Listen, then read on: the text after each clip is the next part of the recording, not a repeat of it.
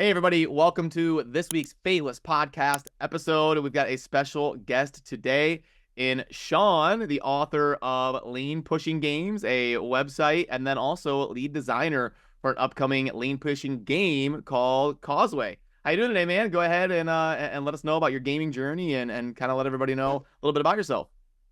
Sure thing, Brad. Lovely to be here. Lovely to be here. So I'm Sean, and I'm a game designer and historian, specializing, as you say, in lane pushing games, or MOBAs as most people call them. So League of Legends, Dota 2, Heroes of the Storm, Smite, any of those games, that is where I love to spend my time. It's where I love to think about. And I was really lucky. I got to be one of the people who was around in 2003 when the very first Dota map came out. I was playing Warcraft 3 at the time, so got to have that very early opportunity to see it. And then I actually started modding. So I ended up making one of the original Dota maps back then, spent about 10 years just making mods for Warcraft 3 in this space. So super, super fun. And around the time that I finished that up, that's when I started the Lane Pushing Games project. Because when you're in this era, which is very much like a modding culture, a folk culture, all of these mods were just sitting on people's hard drives. And what I was seeing was I couldn't find old games that I used to play. So I started to write about them and document them. And that became a website, which is now lanepushingames.com. Awesome. So it kind of goes through the history of all that stuff. Yeah, very and cool. more recently, working on a game called Causeway. Great, and we'll definitely get more into that. But I also wanted to introduce Nico from the Fateless team. It's good to have you here. How you doing, man? Hey guys, they're great. Happy to be here and happy to talk to you again, Sean. We met at Gamescom during one of the meetup events, and we were very, very intrigued about who you were, where you came from, what you were doing, and you were very passionate about all of that. So great to see you again, man. And it was such a nice thing to hear about the whole Fateless journey at Gamescom, because it seemed like it was a great event for y'all.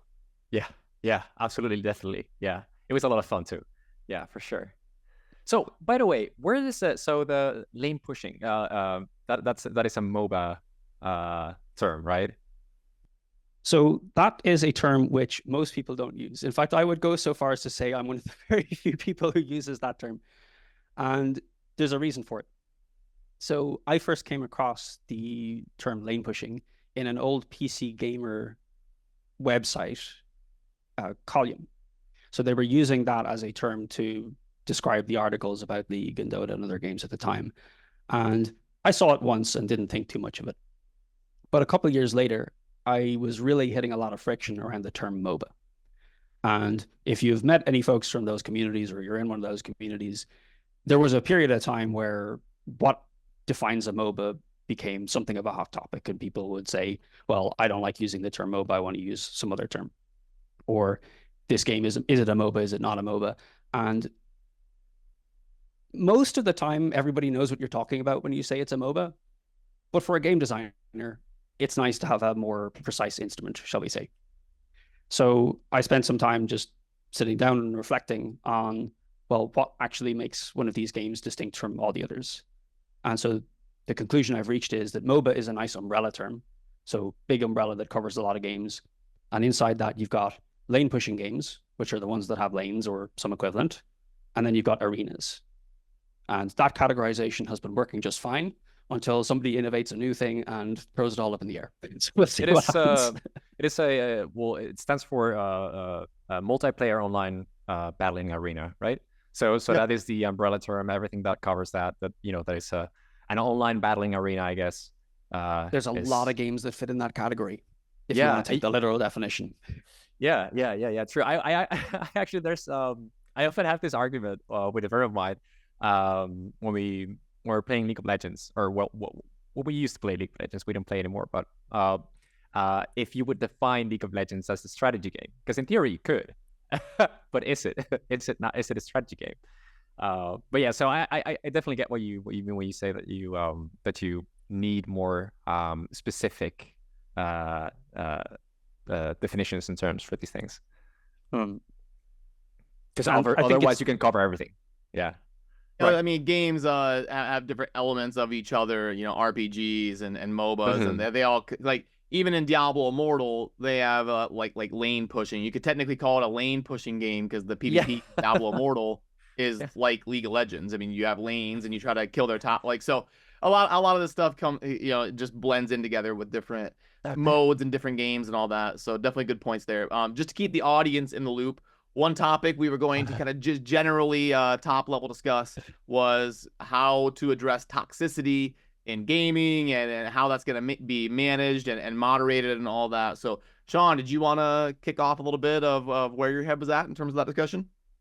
Sure thing. So one of the things that is well known to the broader gaming community is that the lane pushing space has some issues with toxicity. It's had issues in that area for a very long time.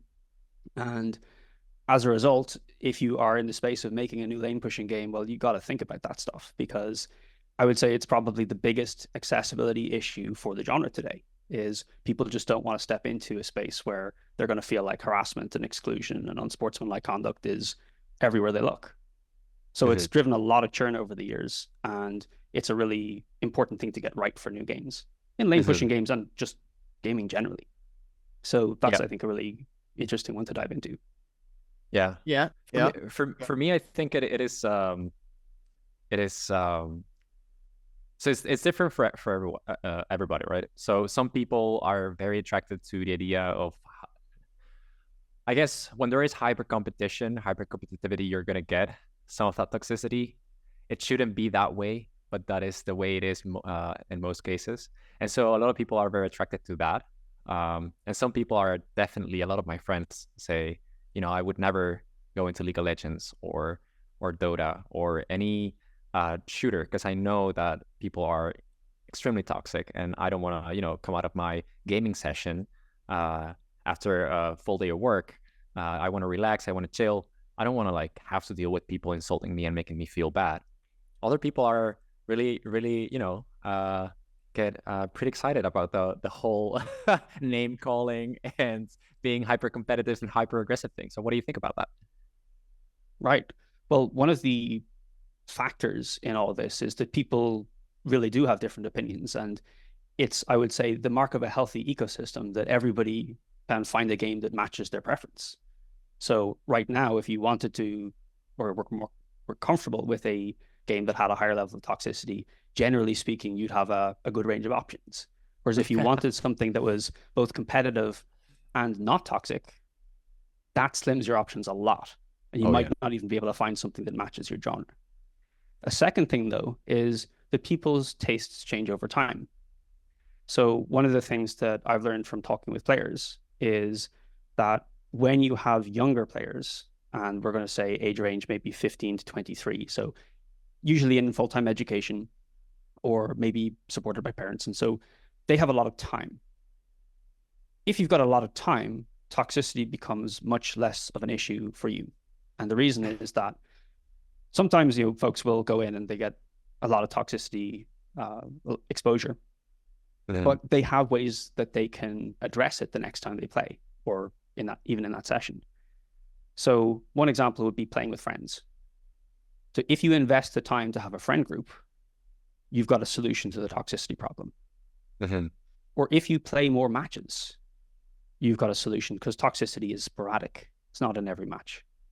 And so if I've got 3 hours to play in the evening, then I can sit down, and if I have a few toxic matches, it's fine, because I've got some good ones as well. I can always extend my session, finish on a high note. So having time in different ways lets you solve the toxicity problem or really reduce the severity.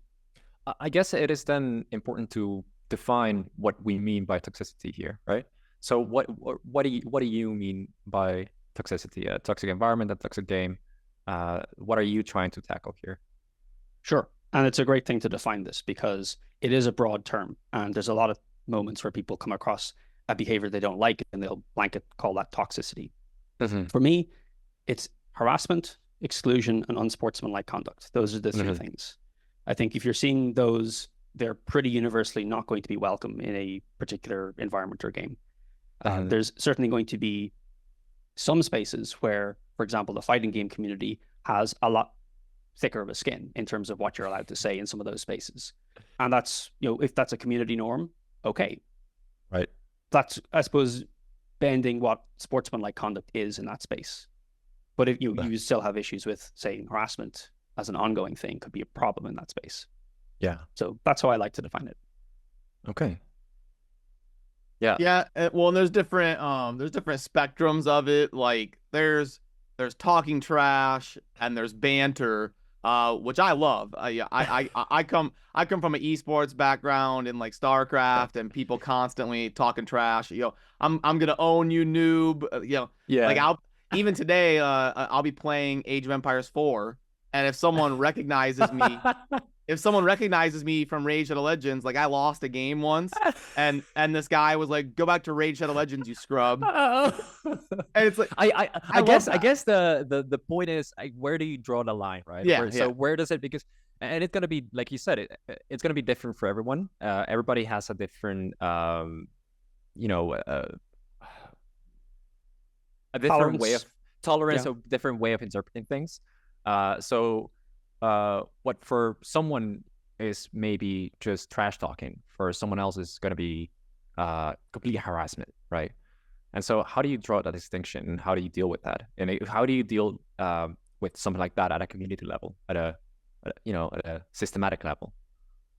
It's a great question, and it's absolutely true. People have very different tolerance levels, and you also have people from different countries. So Irish people might be a lot more open to a bit of name calling than other countries. And so how do you balance the fact that we're all in lobbies together in solo queue?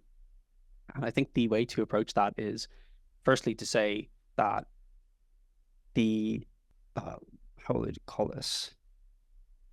There is a middle ground that everybody can occupy.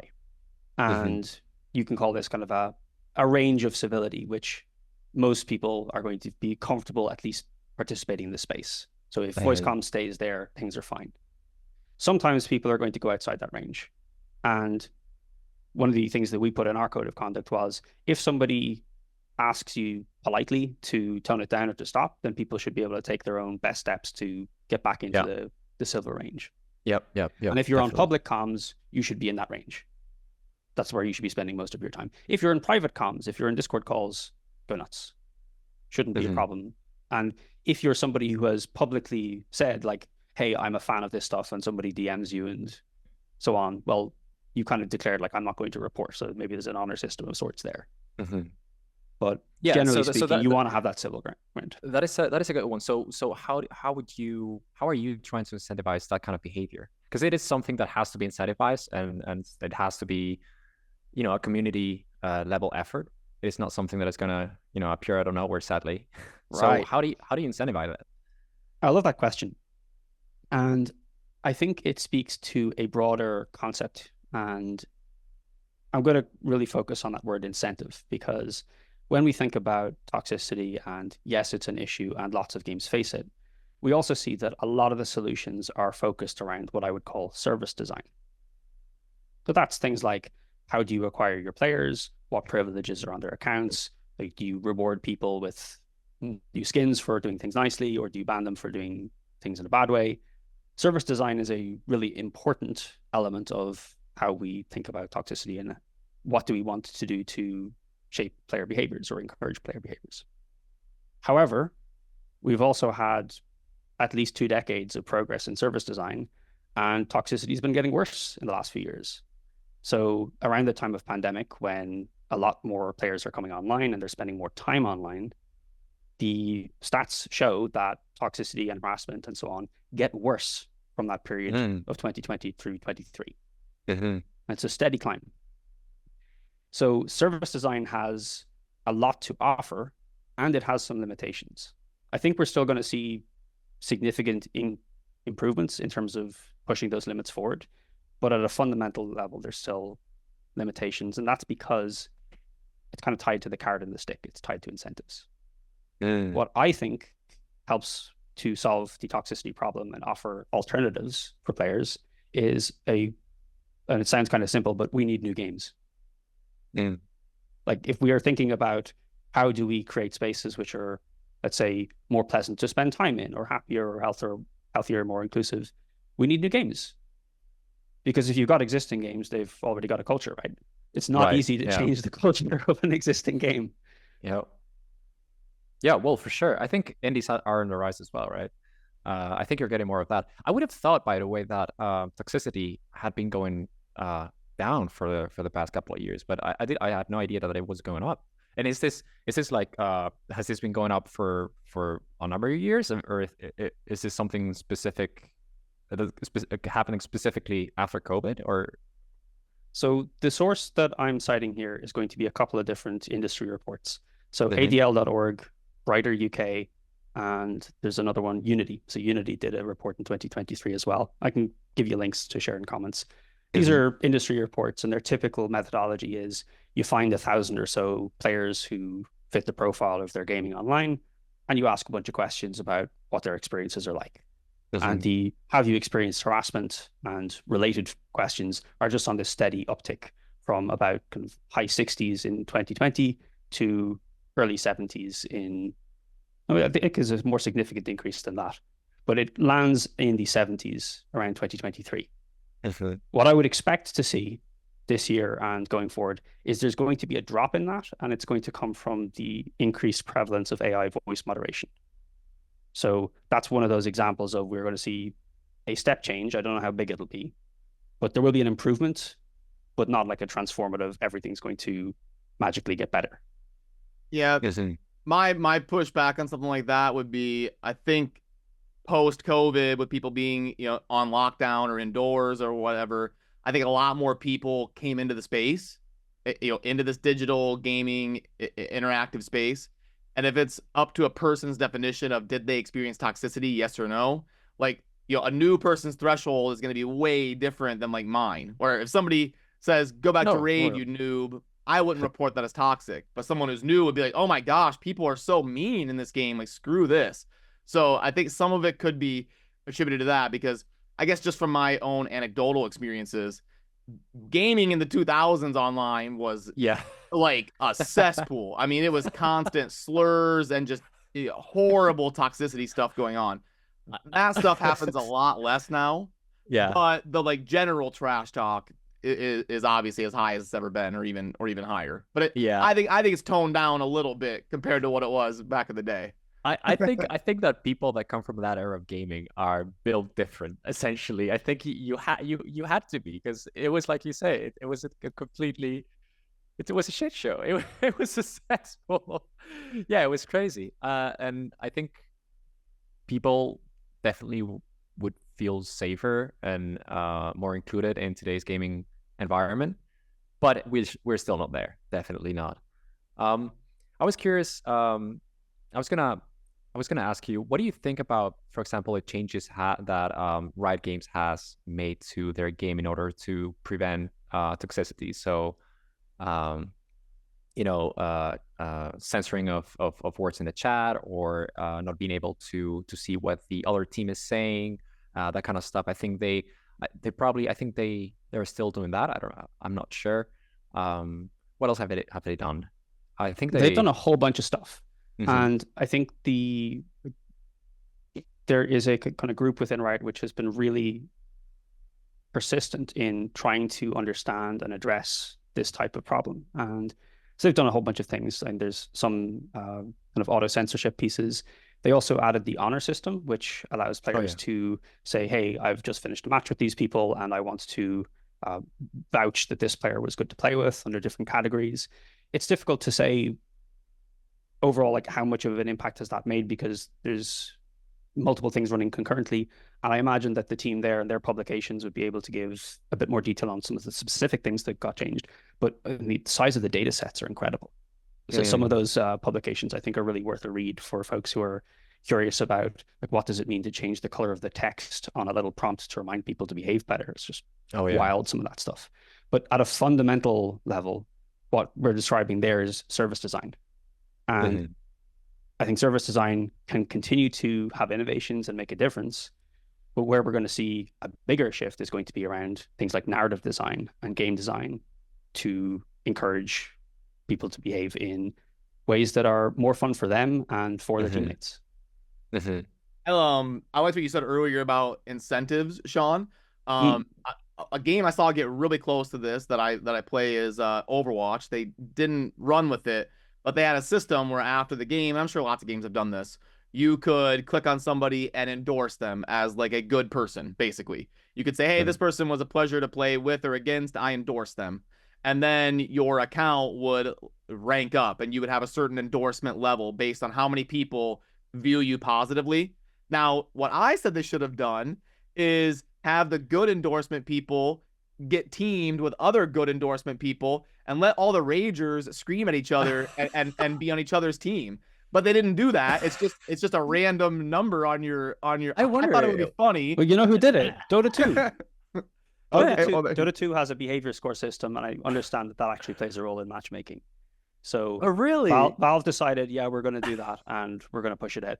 Some of the stuff that Valve does is incredible, and what's amazing is that because they do this stuff in Dota 2, it takes ages for other games and communities to learn about it, because the Dota 2 community in many ways is kind of insular. I think there was a I don't know if it was a study or an observation a few years ago, which was looking at the Steam accounts that had Dota 2 installed and how many other games they had installed. And it's like, if you were playing Dota 2, you were one of the most isolated people in terms of other games that you were playing. But Valve has done incredible stuff. And I think they have a recent thing that was all about an evolution of their battle pass. Because like they invented the battle pass with Dota 2. And other games picked it up like 5 years later and showed just how successful it can be in a mass market context.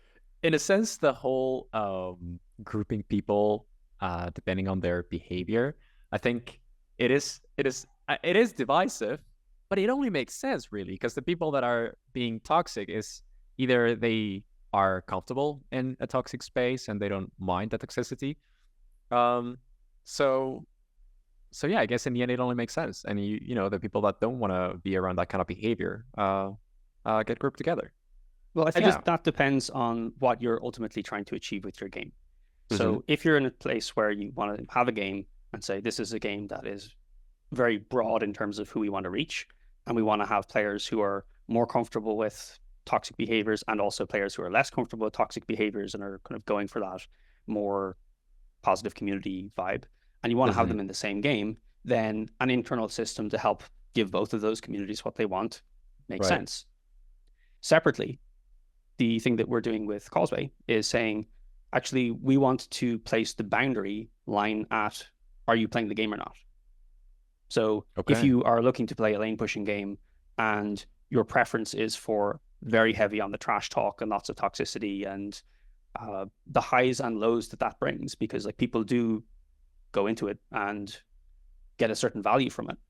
If that's your thing, you have other options on the market, and those are the games maybe you should be playing.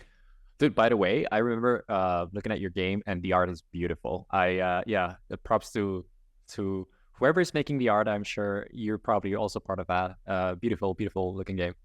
Thank you. By the way, we're gonna link down below to the Causeway website and the lane pushing. Awesome resources. Definitely check those out and give them a look. But one thing I did want to mention is I just think the holy trinity, the petri dish of producing toxicity is anonymity, digital interaction, and cooperative competition. But if you have those three things, because the anonymity is going to have people playing a separate person, and it's like, oh, I'm a super nice guy in real life, but I can be as toxic as I want here, and no one's even gonna know. That's not a good blend for bringing out the best in humanity. And then like digital interaction, it's a lot easier to be mean to you.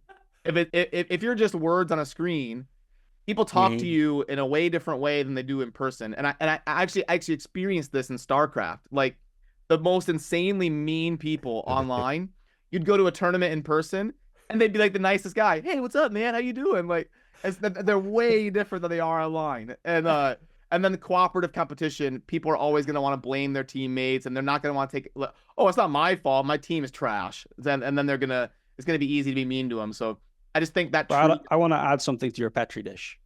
Yeah, go ahead. And this is from a lane pushing games perspective. Okay. So there is an old lane pushing game called Heroes of Newerth. And I played Heroes of Newerth for a couple of years and I had a really good time with it. But I think it's also a really good example of the importance of narrative design and how that shapes how communities behave. because when I'm talking about the need for new games, one of the things that is so important there is that the culture that you're setting through the game and through the narrative design of a game, and like this is the characters that you meet and the setting and the stories, all those themes come together to plant a seed about how people are going to behave in a game. And when you look at Heroes of Newerth, it was a game which had issues with toxicity. It also had great moments and wonderful people, and there was a great legacy to it, and it ran for years and years. A very successful game in a lot of ways. But it also was, I think, perhaps the first lane pushing game to introduce taunts. So if you want to like have a hammer fall from the sky and splat your enemy after you kill them, and then a baby shows up with a rattle and goes, wow, wow, wow. Like there were maybe 20 different taunts that you could buy as cosmetics. And the announcers were like big, booming, like we want to drum up that competitive masculinity, like we're going to crush those people. The overall atmosphere in the game was like very dark and gritty fantasy type of thing. I think the combination of that stuff affects how players feel when they go into a game. And there is some science behind this as well. So there's stuff like the Proteus effect and avatar self-relevance, where researchers look at how do people behave with a certain avatar, and it does shape behavior. So part of looking at the trend of how toxicity may change over the coming years and the role that new games will have to play in it is, well, what is the narrative design and what's the storytelling in those games looking like? How is that embedded? Sure, I was gonna let you jump in there, Nico, if you like. I've been rambling about my theories. Oh yeah, well, one of the things that and this is, I guess, in a sense, in a way, a separate topic, but one of the things that I mentioned to you during our conversation at Gamescom is that there can be positive sides to toxicity, in the sense that toxicity can create memorable experiences. So I said to you some of the most memorable experiences that I've had in some of my favorite games have been, as I look at them now, very toxic, but they stayed ingrained in my mind for a number of years, right? So both very good positive experiences and very bad negative experiences can definitely have an impact on the way that you remember or experience a game in the long term. The experiences that you create, it doesn't always have to be all positive. What do you think about that? I think it's a really good thing to challenge somebody who's in my position and looking to design in a more pro-social way. So it's true. It's true that there are some things about toxicity that are desirable, at least from a business perspective. So one of those is engagement. I would say toxicity, and like I don't have stats behind this, but having spoken with people who play competitive games, there is a kind of a roller coaster. Like there's highs and lows, and it creates almost, you could call it an addictive cycle, but it certainly drives engagement. Like people come back and want to play more because you might have an awful experience one game, but then the next game you're hyper carry and you're crushing everyone. And there's something that toxicity does, and it feeds, that makes people want to come back. Some of that I think can be tied to those memorable experiences. And one of the challenges is, well, what do you do about this desire to crush other players and to like make them feel smaller or to make yourself feel bigger? Like there's something there that is a part of the competitive play experience. And our approach to that and our thinking around it was, well, yeah, toxicity is kind of an engine and it's driving something. So rather than removing that from the equation and leaving nothing there, the question is, well, what do you replace it with? Yeah. Can you get the same level of engagement from other kinds of experiences? More I think the answer is yes. I think the answer is yes. And the thing that you replace it with is personal growth.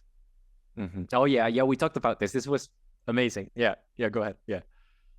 So what you want to do instead of feeding people in toxicity is to think about, okay, if somebody really does want to have that experience of feeling better about themselves, let's maybe twist it so that it's not about pushing other people down, but them seeing tangible gain. in terms of what they have learned or new experiences that they've had. And I would reckon, Nico, that among the really memorable experiences you've had in games, there's going to be some of them where a team came together and achieved something you didn't think was possible. Definitely. Yeah. So when we're doing the philosophy and design around Causeway, what we're focusing on is how do you make that happen more often, or even as much as possible? Those moments where you have like 5 solo queue players and you show up into a solo queue match and you don't really know the other players, and people have mixed motivations, right? Like some people are trying a new skin, some people are trying a new character, one person's really wanting to win. How do you get these players to actually come together and for a team to really feel like a team? How do you get 5 players participating in a shared vision? Yeah, that's what we aim to solve. I used to play this game, Maple Story, a while back. I loved that game. And you had these party quests at every city that you could do with up to, I think, 5 or 6 people. And sometimes there would be someone that rage quit for whatever reason. Someone was not doing the thing that they had to do right, and they would rage quit and leave the party quest, which would mean that you would have to finish the party quest, which involved also a boss fight and multiple puzzles and whatever. You would have to finish it all with 5 or 4 people. And so you would have instances where, as a team, you would try to push through and get to the finish line together. And there would be other instances where people would be like, "Absolutely not! I'm not doing this. Fuck this. This is everyone's no one's playing as they should in their eyes." And so you would definitely see that disparity, that difference between the way people approached those situations. And I guess the trick is, how do you incentivize people to act in the most positive way? Well, that's the thing, right? You can try to do that with incentives, and that's the service design element, or you can try to do it by setting the culture, and that's the narrative design solution. Is to say, if we can set the culture in the right way through the storytelling in the game, and there's more to it than that, then there's an opportunity. And the example I like to use is Assassin's Creed, because Assassin's Creed is a game about climbing walls and stabbing people. We all have great fun. We have great fun doing that. Yeah. But at the end of it, you end with people who can navigate a city without a map, because they've learned something, because the game's authentic. Authenticity has that capacity for teaching us things or introducing us to new ways of doing things. So can we leverage that authenticity to set a culture in a healthier way? I'm interested to find out. And also, Brad, I'm really interested to hear your experiences about this, because you've been playing for a long time. Do you have those memories that are like those positive moments where a team comes together and achieves something?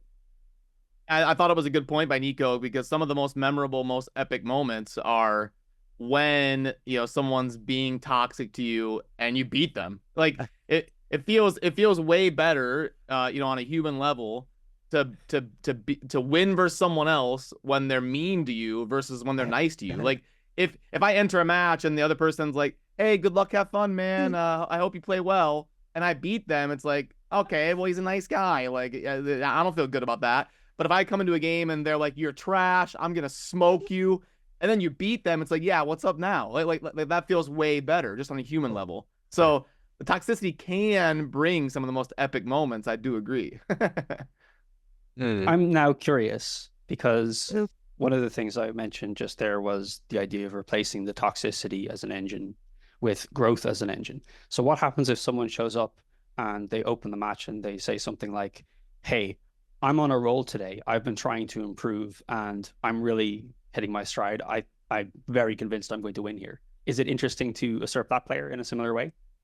Is there some variant of that works? Yeah, I guess, because you'd feel like they're getting cocky or they're getting overconfident, and it's like, but they're playing at their edge. They're really like at the cusp of improvement. Yeah, you see that a lot in RTS, where people are, because RTS is a very high learning curve, and people will finally get it, and it'll click, and then they'll start ranking up fast, and they're like, "Oh, I'm getting pretty good." Then they reach the point where you're facing the veterans, and they start getting smacked. So yeah, that definitely happens a lot in RTS. But yeah, I think a system like that is a great idea, and there's lots of different ways to incentivize good behavior. I think the biggest one is going to be the removal of anonymity, but people don't want to do that online. Like people don't want to. I think it's going to be hard to keep anonymity and also like remove toxic behavior. I think those two things.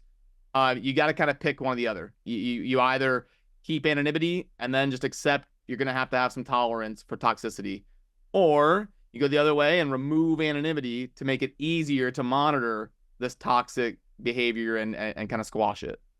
Yeah. Well, I'm really curious about like what has the team at Fateless been thinking about in this area? Like, is toxicity a problem that you anticipate to be so significant that you might even move in that direction, or what does this equation look like for you? Yeah, happy to let you speak to and jump in there, Nico, if you would like. Yeah, we're lucky enough at Fateless that we have a really good community, and we come from a pretty mostly positive experience, with most of us coming from a great community in Raid Shadow Legends. Obviously, there's always toxic people anywhere, but generally the vibe around us so far has been pretty positive, and in our Discord server and stuff, we haven't had a huge number of issues. But yeah, we definitely, we don't want anybody having to deal with any sort. Like, we want ways for players to, like, mute somebody. No one should be forced to listen to someone else like harass them. And so we'll have some of these mechanics, I'm sure, in place to address like the most horrible examples of things going on when they inevitably occur. We don't want to like go in that direction unless you have like a different thought on that, Nico. Well, I would say it all starts from I guess from home, in this case, Fateless. And I think we have a very, very healthy, very friendly, very down-to-earth community within the company, Fateless, the staff members, but also our player community. I think so far all I've seen is positivity around the game, and yeah, that's all I can I can say so far. I think we'll probably get to see more once the game launches, and then we'll have scaling is ever the challenge, right? Yeah, we'll get to to deal with bigger problems when that happens. But as of now, I think I'm very positive about that kind of stuff in our game. And such a blessing to be in that position where you have that existing community relationship. I think it's just wonderful. Yeah, for sure. Very lucky, very lucky. And also, go ahead. Oh, I was just gonna say that one of the founding properties of us here at Fateless is communication and interaction with the community. So that should ideally foster an environment where people won't feel so unheard or so unrepresented. So hopefully, that stuff won't foster as much, and really just kind of sit there and simmer, where people will, if they get frustrated about a mechanic we have in game or something that we're doing as a development team, we will communicate with them, and from the top level, let the community know this is why that's happening. We hear what you're saying, and this is why we can or can't implement that. So hopefully, the goal is that it will foster an environment where it doesn't snowball into being insanely toxic. But go ahead, Nico, on what you were gonna say. Yeah, I was gonna say, I think you're very focused on narrative design. So I think that is one of the core issues to try to solve here. I guess this is something that is going to be very, very different at every studio. So this is something that you can do systematically, but I guess you can try to promote it and try to be the example for other studios and other players to put that in the front of the game. Yeah, I think it's a really nice thing when a studio can take an opportunity to do things in a different way, and whether or not our games end up being the level of success that we would aim for, I would like to at least think that we can achieve significance at a minimum, that people can look and say, well, that team was doing something different, and let's take notice of it. I would say one of the things that you described there, both Brad and Nico, is that the internal culture that you have in a team has a pretty big impact on the game that you're ultimately going to make, because the values in that team are going to be something that you export into the game. Yeah. So part of the journey for us has been, okay, we want to make sure that we're building and growing a team which is really aligned on values. We want to make sure that that's just in excellent condition. And actually, one of the things that we're really interested in is just being a values-driven studio making values-driven games. So having that bandwidth between how we think as a team and what our players can come to expect, that's a really important thing. And it sounds like you all have got that in a really good way in terms of transparency and communication and so on. That has to be happening within your team for you to give it. Yeah, it is already a very good thing that we're thinking about it, and not just us, but I think every single game studio in one way or another is thinking about that kind of stuff nowadays. When in the past it was not even a thing that you would take into consideration when launching a game. I think the games were too, or I guess the online multiplayer kind of games where this kind of behavior exists was, it was very new back then, and now we're seeing that it has become way bigger problem that we thought it could ever become, and we're trying to solve it. Like, there's definitely a wave of change, and some of the change is going to be involuntary, frankly speaking. So the regulatory environment around what's happening with games is moving at a pretty steady pace. And I think what we're going to see is that there will be more countries and governments and so on, which are going to be insisting like, hey, you're going to be responsible now for the platform that you're putting out there for your users. So whether that's from a child protection standpoint or safeguarding, whether it's addressing things like loot boxes and so on, there's going to be an increasingly heavy burden of regulatory stuff to deal with. And I think having this stuff in your mind early helps you to stay way ahead of that stuff. Yeah, and going back to what you said, Brad, I think there are Asian countries where they do require you to sign up with your ID to be able to play games, and in that way they keep tabs on who's doing the bad things here, who's being a bad player, who's being a bad person online. And that's a topic for a whole other we could talk for 2 hours, because there's very heated points on both sides of like, I want my anonymity, I'm not giving that up, versus like, but it's important to make sure we can monitor everybody and make sure we curtail this stuff. So yeah, that's going to be a tough challenge for sure. Yeah. But what would you think about that, Sean? I would adopt the position that there are a bunch of things that we can do to move towards happier, healthier online communities. And what we're discussing in the anonymity versus having players' details registered is a dilemma. So as a society, what values do we prioritize in this situation? Do we care about the anonymity and the privacy? Do we care about the safety? And I actually don't think we're at the point where we need that dilemma yet. Okay. I think there is enough room for making progress on the platform side, like as people making games, to address some of these issues through things like better game design, better narrative design, and complementing that, better service design, that we don't need to rely on removing anonymity to achieve those happy, healthy communities. There's still going to be years of work on figuring this stuff out. And one of the things that's really important in this is that we're starting to see the early evidence of the business case for it. That if you have players who are not being harassed and not dealing with toxicity and so on, they will stick around longer. So that's increasing your retention. They will spend more. And they're going to probably play your game for more years, so they can bring more friends to the game. So there's a really good business case that I would say is intuitively there, but we haven't had the data backing that up in quite the same way. And that data is now starting to surface. And once more of that is available, I think you'll see more companies saying, oh, actually, this is a shift we want to get behind because it's better for communities, but also it's better for the bottom line. Yeah, it's a very good point.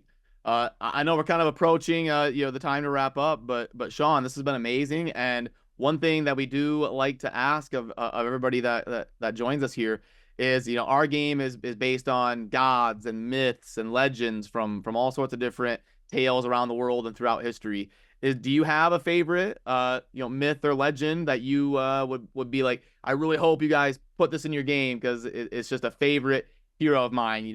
Something like we've had people say Robin Hood or William Wallace from Braveheart. Do you have anything like that where you're like, oh, I hope you guys put this in your game?